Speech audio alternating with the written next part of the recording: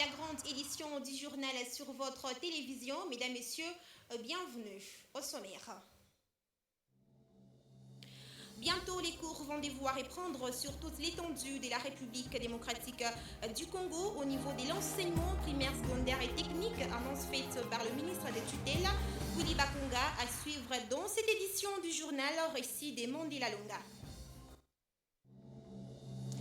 En santé, pendant que la lutte contre la Covid-19 est rude, le virus Ebola refait surface dans l'est de la RDC. Le deuxième cas a été signalé le 10 février de l'année en cours. Les acteurs sanitaires et humanitaires organisent déjà la réponse. Enfin, dans le monde, l'on célèbre ce 11 février la journée internationale de femmes et filles des sciences. Glovi Campoyo est allé à la rencontre des étudiantes en géologie qui nous parlent de leur motivation dans cette option technique. Voilà tout pour le sommaire. Je signale, mesdames, messieurs, que nous aurons un invité du journal. Il s'agit de Labim Piana, économiste et chercheur à l'université de Lubumbashi. Avec lui, nous allons parler sur la fluctuation du taux d'échange qui s'observe actuellement en République démocratique du Congo. Si vous venez de nous rejoindre, bienvenue à tous dans ce journal qui s'ouvre tout d'abord par l'éducation, sans préciser le jour exact de la réouverture des écoles en République démocratique du Congo. Le ministre de l'Éducation, Willy Bakonga, annonce une reprise progressive des cours. Il l'a dit au terme de sa visite effectuée ce mercredi dans quelques écoles de la capitale. Récit des Mandela Longa. La deuxième vague de la pandémie à coronavirus a obligé le gouvernement congolais à arrêter les cours depuis le 18 décembre dernier. Parents et élèves ont exprimé leur impatience et surtout la peur d'une probable année blanche en RDC, même si les autorités n'ont pas partagé cet avis. Enfin, l'opinion est fixée. Le ministre national de l'enseignement primaire, secondaire et technique, Willy Bakonga, affirme que la reprise se fera de manière échelonnée à Kinshasa et les autres provinces les plus touchées par la Covid. Il l'a dit à l'issue de sa visite ce mercredi 10 février dans quelques écoles de la capitale. La reprise se fera de manière échelonnée, ça il faut le dire, puisqu'on ne va pas faire retourner tous les élèves au même moment. Ici à Kinshasa notamment, dans notre province aussi où la courbe est ascendante, nous allons échelonner cette reprise de cours, mais dans les provinces non touchées et dans les provinces légèrement touchées, absolument, la reprise des cours sera totale, tous les élèves vont aller à l'école, fin des citations. Le patron de l'éducation insiste sur le respect des gestes barrières dans les établissements scolaires. Cette descente dans les écoles découle de l'instruction du président de la République pour palper du doigt la réalité sur terrain. Les parents et élèves ont exprimé leur impatience, mais Willy Bakonga martèle, dit-il, on ne peut pas retourner les enfants à n'importe quel prix. Il y a peu, l'UNICEF et quelques organisations de la société civile ont appelé à rouvrir les écoles. Parlons célébration à présent. L'univers commémore ce jeudi 11 février la journée mondiale de malades. L'objectif est d'accorder une attention particulière aux personnes souffrantes des différentes maladies afin de les mettre en confiance pour faciliter le traitement, a affirmé le docteur Ami Abel, médecin généraliste, rencontré par notre rédaction à cette occasion. Récit de Michael Moutula. Suivez. Pour parer à certaines frustrations enregistrées par le malade devant les structures médicales, le monde entier prête son attention sur ces personnes. La prise en charge à l'immédiat de malades facilite le traitement, d'autant plus que ces derniers constituent pour le médecin une matière première, d'après Dr Ami Abel, médecin généraliste. Quand vous connaissez la cause de la maladie, il est possible d'en guérir définitivement. Mais si le malade devient à un stade avancé, le médecin ne sait plus quoi faire, il va accompagner le malade. Ce sont des soins palliatifs qui vont permettre à la personne d'avoir une vie aussi proche de la normale que possible. Ça veut dire sa maladie est incurable, comme quelqu'un qui vient avec un cancer du foie au stade avancé. On ne peut pas opérer, il n'y a plus de médicaments à lui donner, mais on peut lui permettre de vivre normalement en diminuant les douleurs, ainsi de suite, en évitant les complications. S'il perd du sang, on peut le transfuser, ainsi de suite. Voilà les soins qu'on accorde aux malades, les soins qu'on donne aux malades puisqu'il est dans le besoin. Donc le malade pour nous, c'est toute notre vie. Il faut bien le recevoir. Tout commence par l'accueil. On doit bien le recevoir, on doit le mettre en confiance. Pourquoi? Parce que si le malade dit non au médecin, qui qu'il soit, le médecin ne va pas le voir. Donc la première des choses, il faut d'abord gagner la confiance du malade et par contre de là, on peut facilement l'amener tout droit à la guérison. Il a également signifié que les premiers soins sont indispensables au maintien de la survie de patients, d'où l'État devrait normalement s'en charger comme sous d'autres cieux. Le malade a droit à la prise en charge et partout dans le monde, le gouvernement tient à subventionner les soins de santé, tout au moins primaires. Donc, il est fourni ses efforts pour que le premier soin soit gratuit et accessible à tout le monde, même si ici chez nous, ça laisse à décider. Et nous autres médecins, un malade pour nous, c'est comme une matière première. Sans malade, nous n'existons pas. Donc la médecine clinique, elle n'existe que quand il y a des malades à qui on prescrit des médicaments, des malades à qui on prescrit des examens, des malades dont on entend les plaintes, les antécédents, que sais-je, et le malade sur lesquels on fait ce qu'on appelle l'examen physique. Pour une malade retrouvée au sein d'une structure sanitaire de la place, tout se passe bien et pour elle, ça fait pratiquement 3 ans qu'elle est abonnée dans cet hôpital sans aucun souci. Ici, ça va. Les docteurs prennent soin de nous. On est bien traités, on est bien dans le don de soins. À propos de ce que vous les demandez, si vous entrez à l'hôpital, on vous accueille avec chaleur. Les techniques de traitement dans la médecine clinique participent à 70% à la guérison du malade, ont affirmé certaines sources. Et puis en santé, je le disais dans le titre, une cultivatrice de 60 ans est décédée le 10 février 2021 de la maladie à virus Ebola. Elle aurait un lien épidémiologique avec le premier cas. Ce deuxième cas est localisé à l'aire de santé des Massoya. Les acteurs sanitaires et humanitaires organisent la réponse. Ils ont évalué le lundi 8 février dernier les anciennes infrastructures du centre de traitement Ebola des Katoa afin de réhabiliter en profondeur pour l'accueil d'éventuels cas suspects. Une centaine de contacts ont déjà été identifiés. La désinfection des sites visités par les patients est également en cours. La deuxième épidémie d'Ebola en République démocratique du Congo, qui a duré près de 2 ans dans cette région, était la deuxième plus importante au monde. Lorsqu'elle s'est terminée, on comptait 3471 cas et 2299 décès et 1162 survivants. La réponse à l'épidémie avait été particulièrement difficile en raison de l'insécurité qui a perturbé les efforts d'urgence. Toujours en santé, faisons à présent le point sur l'évolution de la maladie à coronavirus. La République démocratique du Congo a enregistré le mercredi 10 février dernier 136 nouveaux cas confirmés de coronavirus, selon le bulletin du comité multisectoriel de lutte contre la COVID-19 au pays. 55 cas sont rapportés à Kinshasa, 35 dans la province du Haut-Katanga, 30 au Lualaba, 10 au Nord Kivu, 3 au Congo central et 3 au Sud Kivu. Au total, 604 échantillons ont été testés pour la même journée, indique le bulletin. Aucun nouveau décès parmi les cas confirmés n'a été enregistré. Par ailleurs, 2 nouvelles personnes ont été déclarées guéries dans les centres de traitement COVID-19 et parmi les personnes suivies à domicile à Kinshasa depuis le début de l'épidémie déclaré le 10 mars 2020, le cumul de cas est de 24 026. Au total, il y a eu 676 décès et 15 170 personnes guéries. Ouvrons ces chapitres à présent consacrés à l'économie. Il se constate une certaine fluctuation sur le marché d'échange à Lubumbashi suite aux spéculations qui s'observent au quotidien en rapport avec la dépréciation du franc congolais face au dollar américain. À ces sujets, nous recevons pour vous sur ces plateaux, mesdames et messieurs, comme je l'ai annoncé dès le début de ce journal, Labim Piana, qui est chercheur à l'université de Lubumbashi, mais également économiste. Labim Piana, bienvenue dans cette grande édition du journal. Merci beaucoup, madame.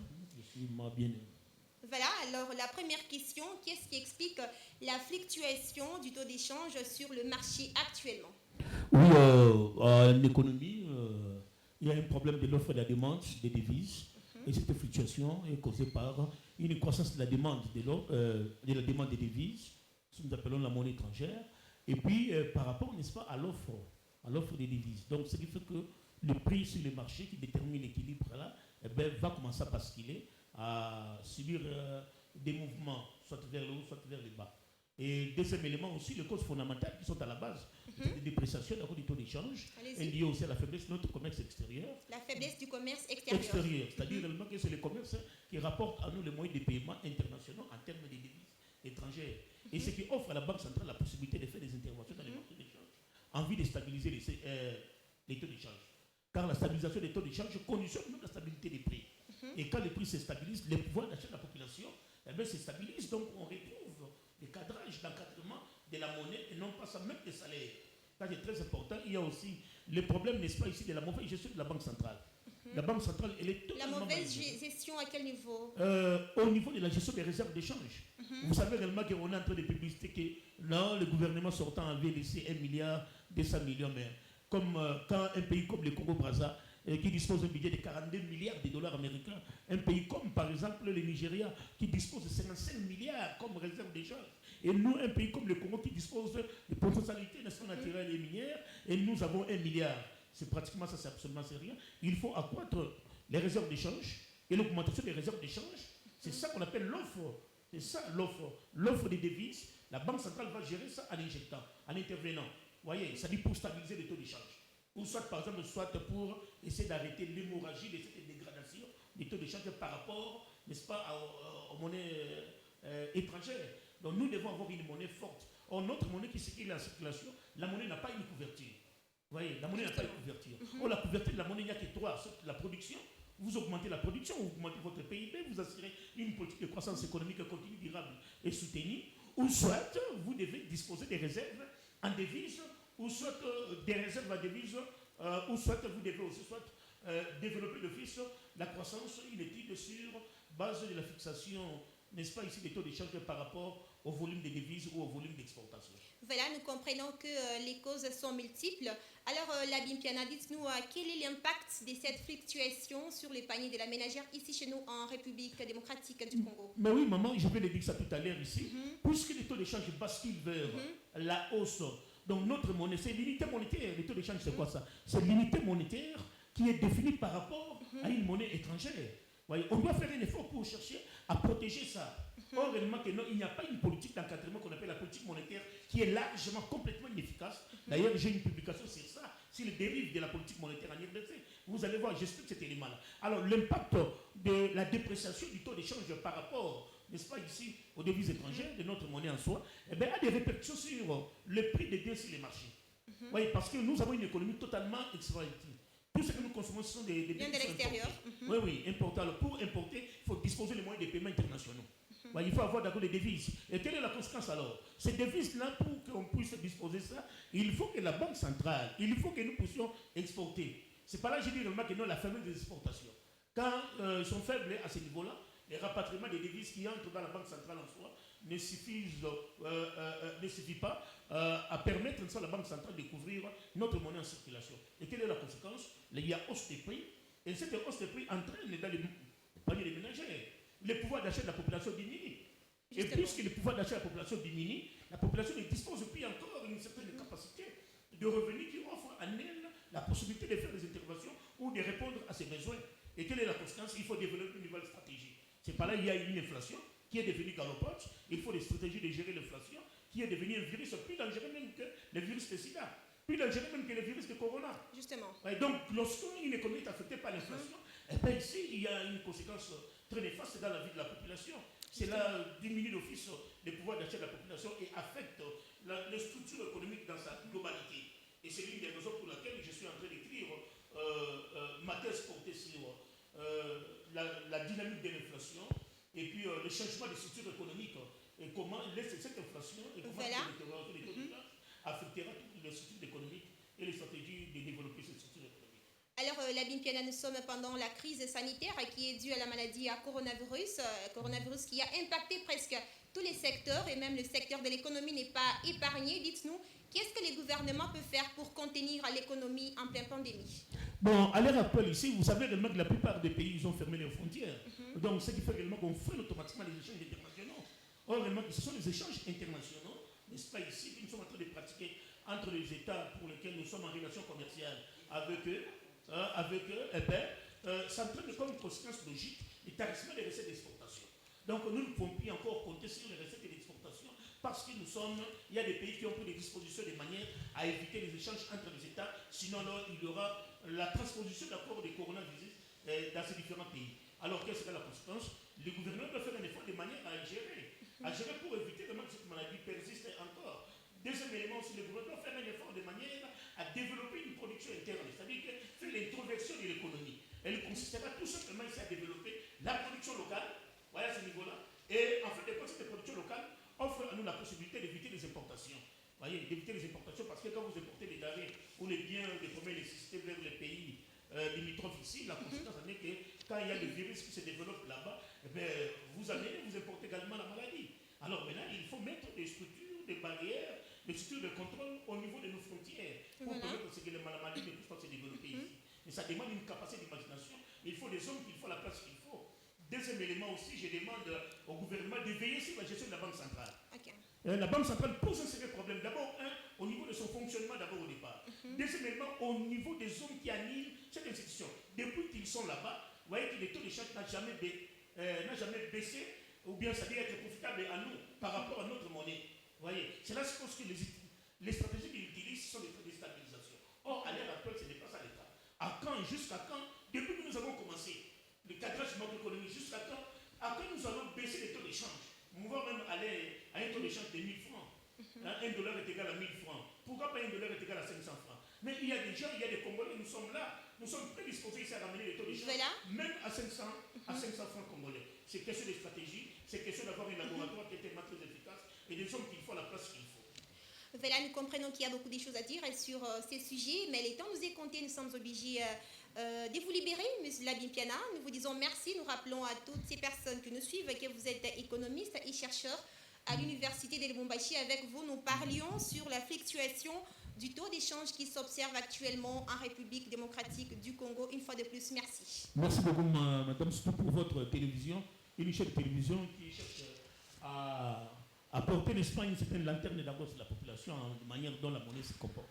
Merci, mesdames, messieurs, ces journal se poursuit tout à fait autre chose à présent. L'Organisation des Nations Unies pour l'alimentation et l'agriculture, FAO en sigle, a annoncé le mercredi dernier dans un communiqué un soutien de 5600 ménages durant une durée de 12 mois en République démocratique du Congo où la pire crise humanitaire sévit suite aux conflits armés, insécurité généralisée et les catastrophes naturelles récurrentes associées aux effets de la pandémie à coronavirus. Suivez.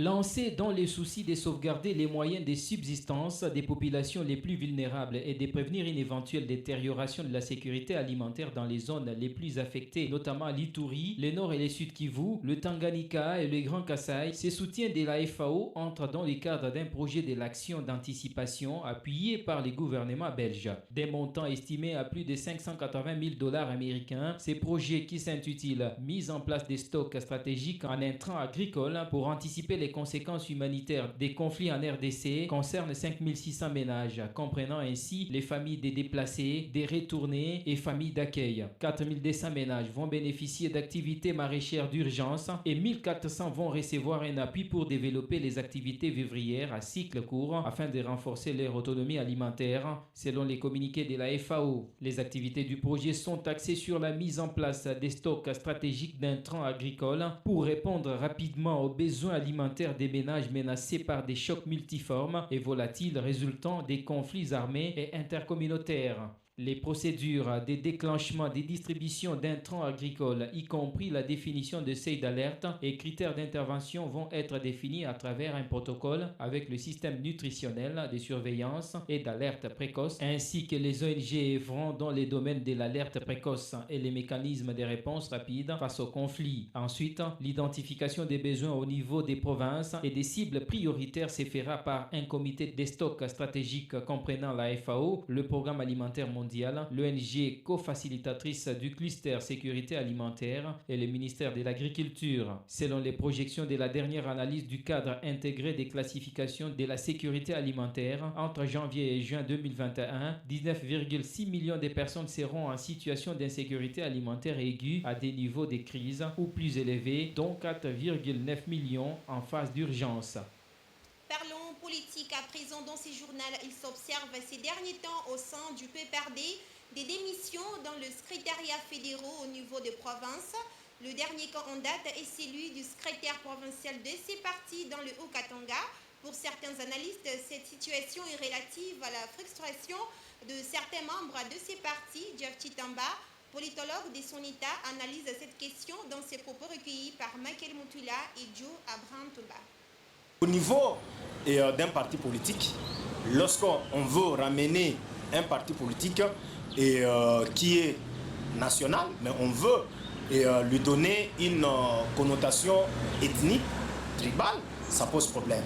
Vous êtes sans ignorer que, et personne ne pourra me contredire, c'est que les gens ont raison, les frustrés ont raison pour le moment de se détacher du PPRD, parce que personne n'est sans ignorer qu'au niveau du PPRD, d'abord dans la province du Haut-Katanga, tout comme dans l'ancien Katanga, mais surtout dans la province du Haut-Katanga, il y a des gens compétents, mais malheureusement qui ne se retrouvent pas dans les institutions. Ça frustre. Pourquoi ils ne se retrouvent pas? Ce n'est pas parce qu'ils déméritent, ce n'est pas parce qu'ils ne sont pas intelligents, ce n'est pas parce qu'ils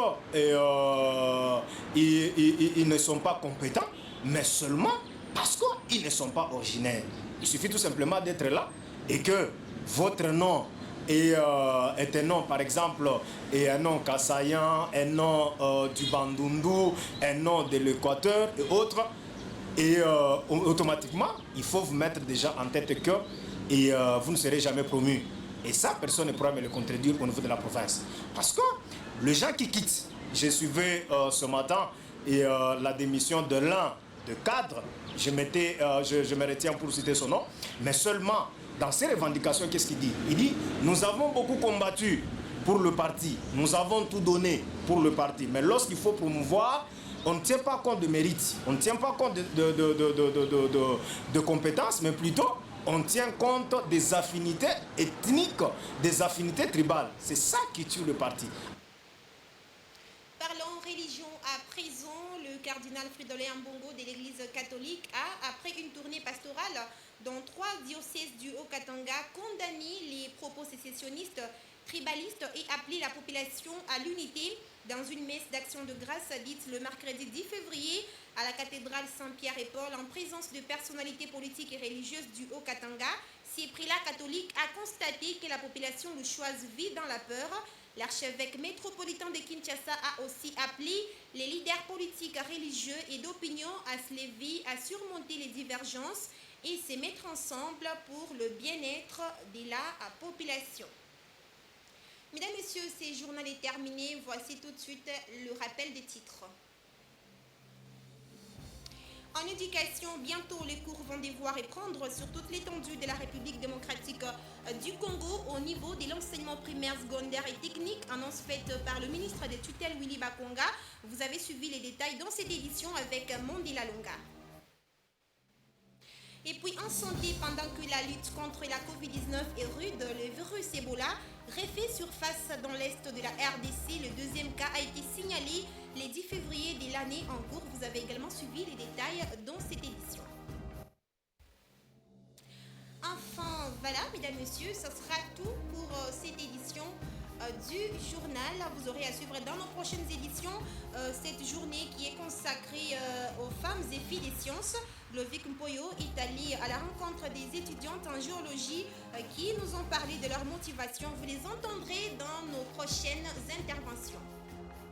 Ce qui met un terme complet à cette grande édition du journal préparée par toute la rédaction des Héritages Télévision. Merci à vous de nous avoir suivis. Je vous retrouve demain à la même heure avec le même plaisir. Prenez soin de vous et surtout restez fidèles à nos programmes.